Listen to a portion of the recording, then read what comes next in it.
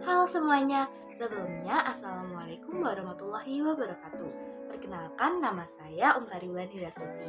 Saya dari Tadus Matematika kelas 2C dengan NIM 230702100069. Di sini saya akan mempresentasikan tugas saya untuk memenuhi tugas mata kuliah Pendidikan Multikultural dengan dosen Ibu Maslika. Oke, langsung saja kita masuk ke materinya.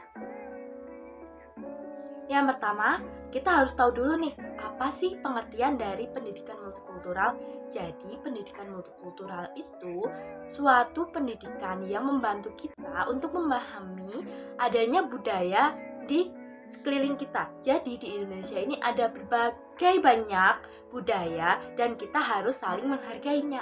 Oke, selanjutnya kita akan lanjut nih ke materi dasar dari pendidikan multikultural.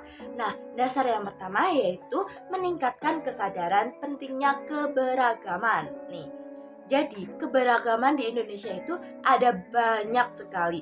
Nah, kita sebagai mahasiswa harus bisa melestarikannya dan kita harus saling toleransi.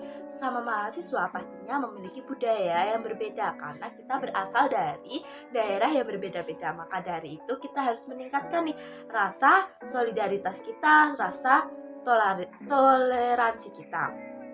Kemudian, dasar yang kedua yaitu gerakan pembaruan pendidikan.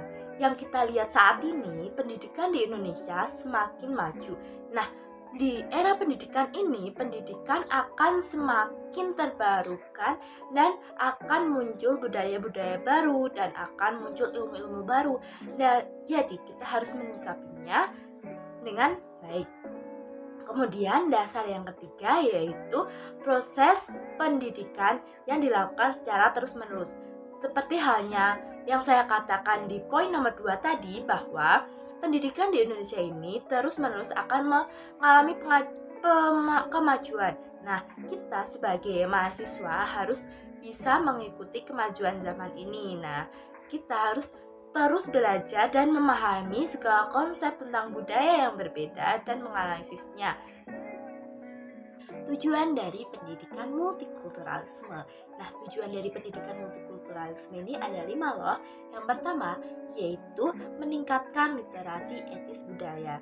Nah, saking banyaknya budaya yang ada di Indonesia, dari Sabang sampai Merauke, kita akan mengetahuinya dengan cara literasi, dengan membaca dan dengan belajar. Nah, dengan adanya pendidikan multikulturalisme ini akan membantu kita untuk mengetahui budaya-budaya yang ada di Indonesia. Kemudian, tujuan yang kedua yaitu mengembangkan rasa bangga dengan identitas pribadi.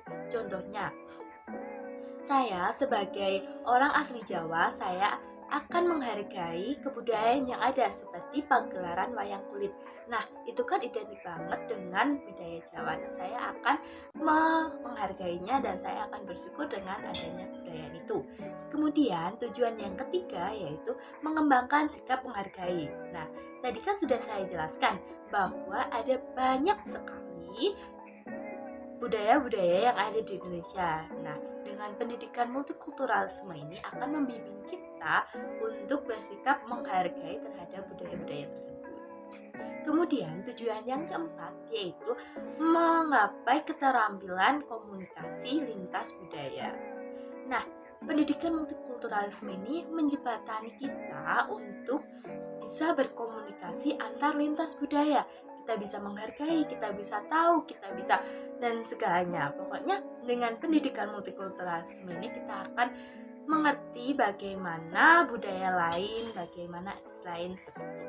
Kemudian tujuan yang kelima yaitu memberikan wawasan kekayaan budaya bangsa. Budaya Indonesia itu sangatlah beragam. Nah, dengan pendidikan multikulturalisme ini kita dapat tahu nih apa saja sih budaya yang ada di Sabang sampai budaya yang ada di Merauke seperti itu. Nah, itu tadi adalah penjelasan dari saya mengenai dasar, tujuan, dan fungsi dari pendidikan multikulturalisme. Semoga bermanfaat. Sekian, terima kasih. Wassalamualaikum warahmatullahi wabarakatuh.